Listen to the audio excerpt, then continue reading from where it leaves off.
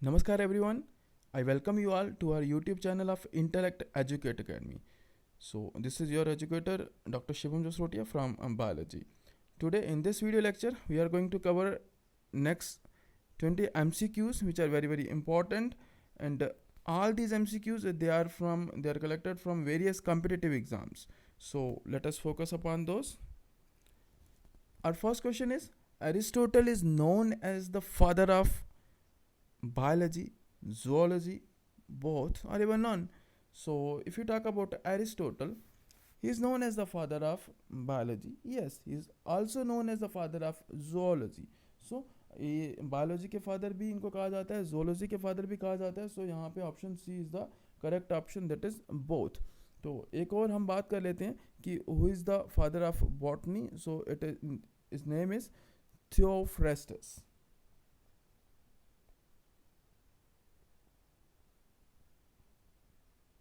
Okay, अगर botany के father के बारे में पूछा जाए तो he is Theophrastus.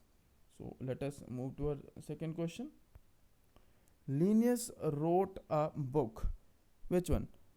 Systema Naturae, Kingdom Animalia, Origin of Species, or none?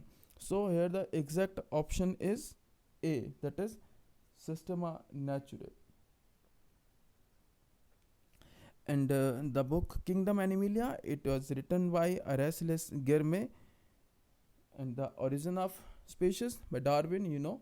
Okay, so here the option A is correct one, Systema Naturae. So Linnaeus, इनका नाम भी पूरा क्या, Karl Linnaeus.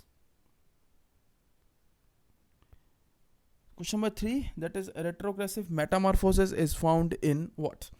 So option A is Balanoglossus, B is Hardmania, C is Branchiostoma, and D is Doliolum.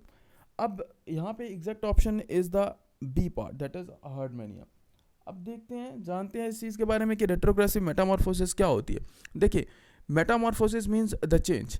तो अब हम कुछ organism में चेंजेस पढ़ते हैं कि वो एग से निकल के लार्वा आता है, लार्वा से फिर वो प्यूपा एंड देन एडल्ट बनते हैं. मीन्स यहाँ पे कई सारी स्टेजेस आपको देखने को मिलती हैं. So these are basically the changes. So this is what the metamorphosis is. No, what is retrogressive? Okay, see there are two words, one is a retrogressive and the other one is the progressive. एक progressive होता है, एक retrogressive होता है. नाम से पता चलता है कि प्रोग्रेसिव का मीनिंग प्रोग्रेशन, ठीक है. अब रेट्रोग्रेसिव में क्या होता है? देखिए, रेट्रोग्रेसिव में कुछ ना कुछ रिग्रेशन हो रहा है. तो इस रिग्रेशन में क्या होता है, जो लार्वल फॉर्म्स होती हैं उन लार्वल फॉर्म्स में हमें एडवांस करेक्टर मिलते हैं, ठीक है. लार्वल फॉर्म में एडवांस करेक्टर दिखते हैं, लेकिन जो एडल्ट्स आते हैं, ठीक है, अगर हम एडल्ट की बात करते हैं यहाँ पे, तो एडल्ट्स में वो एडवांस करेक्टर नहीं मिलते हमें. वो सारे के सारे जो एडवांस करेक्टर हमें लार्वल फॉर्म में दिखते हैं, वो in the during the development of adult वो लॉस हो जाते हैं, ठीक है. उनका उनका वो लॉस हो जाते हैं यहाँ पे, और अल्टीमेटली मीन्स वो डीजनरेट हो जाते हैं. तो अगर हम यहाँ पे एडल्ट्स की बात करते हैं तो एडल्ट्स में वही पुराने वाले प्रिमिटिव करेक्टर्स हमें दिखते हैं, ठीक है. सो this is what the retrogressive movement, retrogressive Metamorphosis is. नाम से ही पता चलता है, one is a retrogressive Metamorphosis and the other one is a progressive. Progressive में प्रोग्रेशन होता है, जब लार्वा से एडल्ट बनता है तो उसमें प्रोग्रेशन होगा, उसमें कुछ नए नए करेक्टर्स और आएंगे, ठीक है, लेकिन नए नए एट्रीब्यूट्स आते हैं. अगर हम रेट्रोग्रेसिव में देखते हैं तो रिग्रेशन हो जाता है, जो था अब वो भी नहीं रहा इन द एडल्ट केसेस. चलिए आगे चलते हैं. I hope you are getting this. Book lungs, they are the respiratory organs in what? So here the correct option is B, that is arachnids. arachnids में बुक लंग्स होते हैं. अब book lungs नाम जिस तरीके से आपको लग रहा है, बुक की आप इमेज बना सकते हो अपने माइंड में. तो अगर हम उनका कहीं पे आप अगर देखते हो तो they also appear just like the book. Question number 5, that is mouth parts of housefly, they are of which type? So A is sponging type, sucking type, siphoning type or piercing type. तो इसमें आपका exact option रहता है, that is the correct option is the A part which is the sponging type. तो sponging type mouth parts कैसे होते हैं? They are for the sucking up of the liquid और द सेमी लिक्विड फूड, ठीक है. अगर semi liquid food होगा या फिर लिक्विड फूड होगा, उसको सक करने के लिए स्पॉन्जिंग टाइप के माउथ पार्ट्स की ज़रूरत पड़ती है. और हमारी हाउस फ्लाई जो होती है उसमें ऐसे ही माउथ पार्ट्स प्रेजेंट होते हैं. Then is the this belongs to hemichordata. Now here in these four options, what belong to the hemichordata? जब हम प्रोटोकॉर्डेट से जब हम नॉन कॉर्डेट से कॉर्डेट तक चलते हैं तो बीच में कहीं प्रोटोकॉर्डेट्स आते हैं। उन प्रोटोकॉर्डेट्स में हम लोग हेमिकॉर्डेट्स, हम लोग यूरोकॉर्डेट्स को पढ़ते हैं, ठीक है। तो हेमिकॉर्डेटा में क्या आता है, यहाँ पे option A is the correct option, that is the Balanoglossus. Okay, Balanoglossus that belongs to the hemichordates. Then this is found in birds.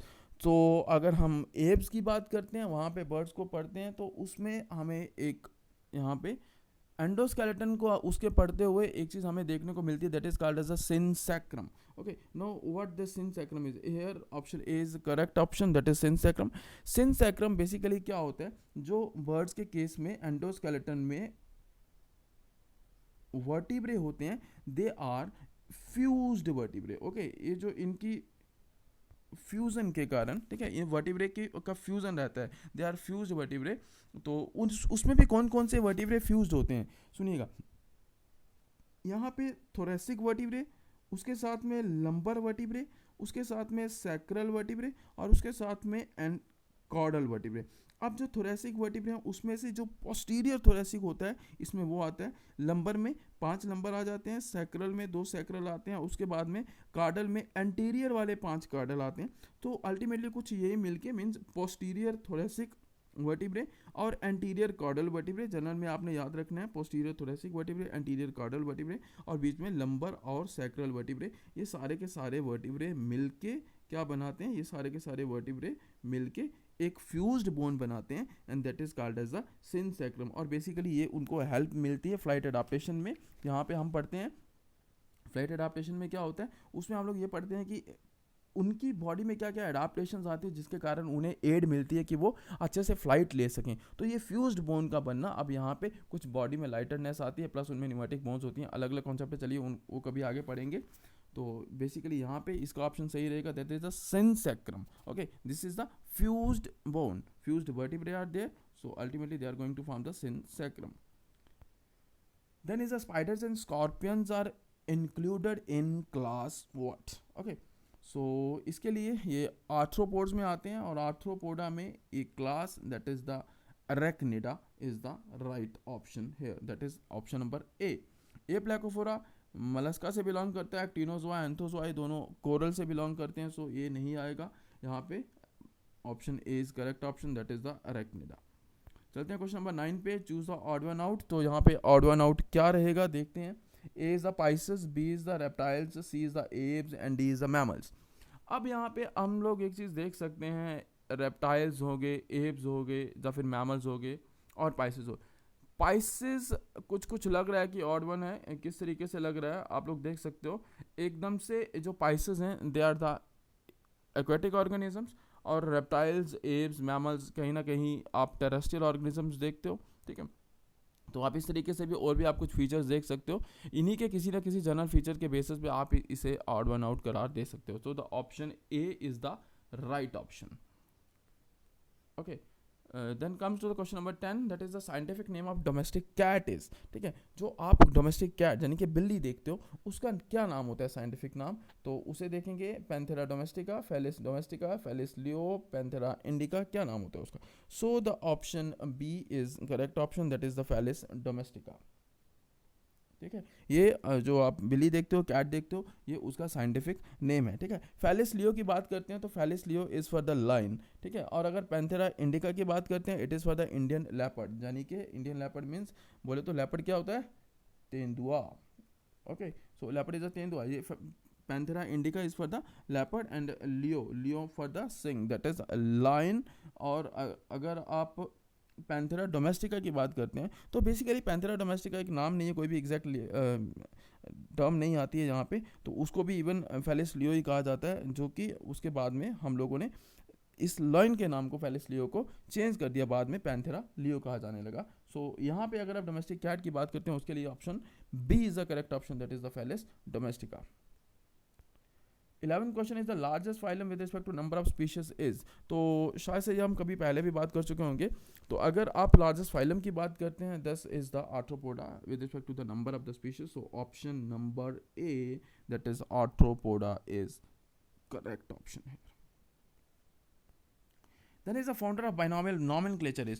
अगर आप बात करते हैं बाइनोमियल नॉमेनक्लेचर की, जैसे आपका नाम क्या है, आपका नाम होमो सेपियंस है, मेरा नाम होमो सेपियंस है, ठीक है। ऐसे ही अभी हमने ये फेलिस डोमेस्टिका की बात की, दो नाम आप देख रहे हो, this is what the binomial nomenclature is. तो ये किसने दिया, ये दिया हमें कार्ल लिनियस ने। तो option A is correct option है। Then is the 10 branch deals with the classification. Okay, so इनमें से कौन सा ऑप्शन है जो डील करता है क्लासिफिकेशन के साथ। क्लासिफिकेशन इज व्हाट, जो हम अभी पढ़ रहे हैं, phylum, class, order, genus, species, ठीक है, this is what the classification is. तो यहाँ पे कौन डील करते हैं, क्या मॉर्फोलॉजी डील करती है, क्या टेक्सोनॉमी डील करती है, क्या एनाटॉमी डील करती है, या फिर फिजियोलॉजी डील करती है। तो नीचे से ऊपर की ओर चलते हैं एक बार, पहले आपको भी शायद से पता चल चुका होगा कि इसमें क्या ऑप्शन सही रहेगा। तो एक बार देख लेते हैं, क्या फिजियोलॉजी डील करती है। फिजियोलॉजी किसको डील करती है, फिजियोलॉजी हमारे बॉडी के सिस्टम्स को डील कर रही है, ठीक है, तो ये ऑप्शन नहीं आएगा यहाँ पे। एनाटॉमी डील करती है, एनाटॉमी कल आप एनाटॉमी देखते हो, ठीक है, आप एक्सटर्नल मॉर्फोलॉजी फिर इंटरनल एनाटॉमी कुछ इस तरीके से पढ़ते हैं, तो ये भी नहीं डील करेगा क्लासिफिकेशन के साथ। क्या मॉर्फोलॉजी डील करती है, मॉर्फोलॉजी, जिसमें आप मॉर्फोलॉजी में बिल्कुल एक्सटर्नल मॉर्फोलॉजी से डील करते हो, अभी भी मैंने कहा, तो ये भी डील नहीं करेगा। तो यहाँ पे option number A is the correct option, that is the taxonomy, ठीक है। टेक्सोनॉमी वो ब्रांच होती है साइंस की that deals with the classification of the organisms. Option A is correct here, that is the taxonomy. Then is the question number 14, preservation of dead organisms by using chemicals in liquid is called what. तो यहाँ पे option सोचिए, 3 to 1। Okay, option B is correct, that is the eurobiology, ठीक है। अब यहाँ पे देखते हैं माइक्रोबायोलॉजी क्या होती है। आप लोग जानते होंगे माइक्रो ऑर्गेनिज्म की स्टडी को, that is the microbiology. And ethology for the behaviour and taxidermy. Taxidermy भी यहाँ पे थोड़ा सा कंफ्यूज कर सकता है, ठीक है।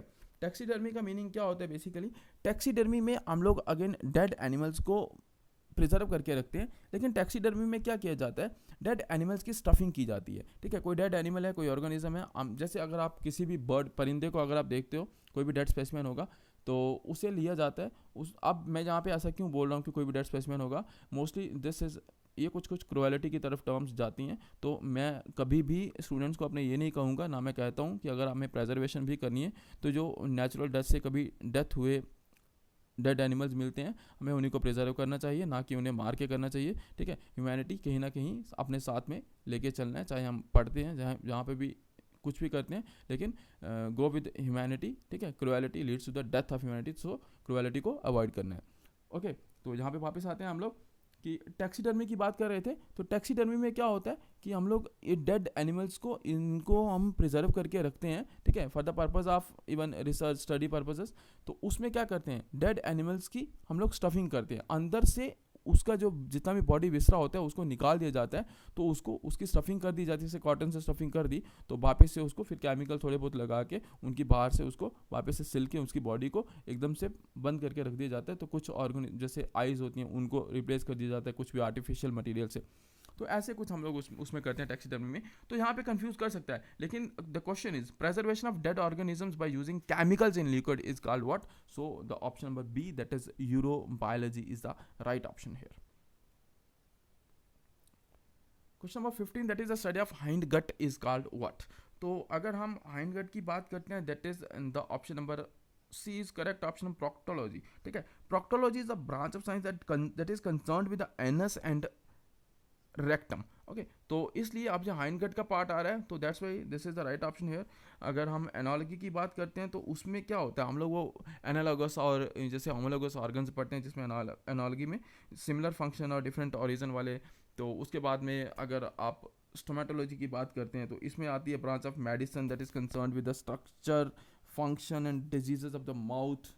Okay, I can use this pen also, ठीक है, जिसमें हम लोग ये माउथ की डिजीजेज है उसके स्ट्रक्चर फंक्शन की बात करते हैं, ठीक है, that is for the stomatology. Then if you talk about the hepatology, तो जिसमें हम लोग डिजीजेज ऑफ लीवर की बात करते हैं, ठीक है। तो अभी ये भी एरिया ऑफ मेडिसिन से रिलेटेड टर्म है, कौन सी, हेपेटोलॉजी, सॉरी, ठीक है, नॉट प्रोक्टोलॉजी। तो स्टोमेटोलॉजी दैट इज़ फॉर द जो भी आप लोग मेडिसिन में ही देखते हो, वापस अगेन माउथ के रिलेटेड। एंड एनालॉजी अभी आपसे बात करी कि जैसा आप एनालॉगस ऑर्गन्स के बारे में पढ़ते हैं। So option number C, that is the proctology, it is the right option here, the study of hind gut.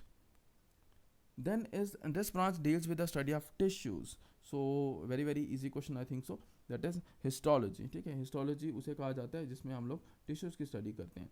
So option number B is right option here. Animals showing metameric segmentation are कौन होते हैं यहाँ पे, ठीक है। तो आपने पढ़ा होगा, तो इसमें हम लोग क्या देखते हैं, पॉरीफेरेंस नहीं हो सकते, टेपवर्म नहीं हो सकते, नेमेटिक हेलमिंथस नहीं हो सकते, तो option number B is the right option, that is the annelids here. Then is the Branchiostoma belongs to what. So इस क्वेश्चन में देखिए ब्रैंकियोसोमा की बात की जाती है, क्या ब्रैंकियोसोमा एम्फीबियन है, रेप्टाइल है, मैमल है या फिर प्रोटोकॉर्डेट है। सो ये आप अगर एवोल्यूशनरी पॉइंट ऑफ व्यू से हम अपनी डाइवर्सिटी को पढ़ते हैं तो वहाँ पे नॉन कॉर्डेट से कॉर्डेट में जाते हुए हम लोग बीच में जो भी हेमिकॉर्डेट्स अपने प्रोटोकॉर्डेट्स देखते हैं, ठीक है, यूरोकॉर्डेट्स देखते हैं, तो उन पर थोड़ा सा फोकस करना ज़्यादा ज़रूरी रहता है क्योंकि वो कहीं ना कहीं ट्रांजिशन में आ रहे हैं सेंटर में। तो वहाँ पे देखिएगा ब्रैंकियोसोमा जो होता है that is with respect to the protochordates, ठीक है। So option D is the right option here, that is Branchiostoma, it belongs to protochordates. Okay, now okay, this is very important question here. Bat, it belongs to the class what? तो इसमें अगर आप इस question को देखते हो तो इसमें लगभग बहुत ज़्यादा चांसेस रहेंगे इस क्वेश्चन को स्टूडेंट्स गलत करके आ सकते हैं। क्यों? क्योंकि यहाँ पे ऑप्शंस को देखिए, सपोज हम ऑप्शंस को देखते हैं, सी ऑप्शन को आप लोग डायरेक्टली देख के एलिमिनेट कर दोगे, ठीक है, एब्स में नहीं आएगा, ठीक है, कोई लगा भी सकता है, ऐसा नहीं है, लेकिन हमें थोड़ा बहुत पता है कि बैट क्या रहता है, इट इज़ मैमल, ठीक है, बैट एक मैमल होता है। लेकिन हम लोग प्लस प्रोटोथीरिया, चलो इसे भी आप बाहर निकाल दो, बची बात पहले दूसरे और तीसरे ए बी और सी पार्ट में। तो सी एब्स को कोई लगा सकता है लेकिन एब्स नहीं है, ठीक है, aves are the birds, so bat is a mammal. अब यहाँ पे बात आती है कि बैट मैमल है, लेकिन हमें इतना पता है, हम अगर इसकी क्लासिफिकेशन पढ़ते हैं तो we are very sure that bat is a chiropteran, ठीक है। ये क्यूरोप्टेरा जो भी आप बोल सकते हो, इसको जैसा बोलते हो, तो बैट होता है, इसी से बिलोंग करता है, बैट इसी में आता है। लेकिन अब यहाँ पे कंफ्यूजिंग वाला पार्ट क्या हो सकता है कि bat belong to the class, so हमें यहाँ पे क्लास के बारे में बताना है कि कौन सी क्लास से बिलोंग करता है बैट, ना कि ऑर्डर के बारे में बताना है। So bat belong to the class Mammalia, so option A is the right option here. Okay, let me delete this. Option A is the right option here, that bat belong to the class Mammalia. So Mammalia is a class. Okay, बाकी आगे आप order पढ़ सकते हो कहीं पे क्यूरोप्टेरा, तो लेकिन उसको नहीं टिक करके आना क्योंकि यहाँ पे हमारे से क्या पूछा गया है, क्लास का पूछा गया है। No come to our last question, that is the free living Platyhelminthes they belong to what. So इसमें Turbellaria, Cestoda, Trematoda are none, so option A is the correct option, that is Platyhelminthes they belong to Turbellaria. Okay, so these are today's questions. Thank you so much, thanks for watching, take care, thank you. Please make sure you subscribe our channel. Thank you so much.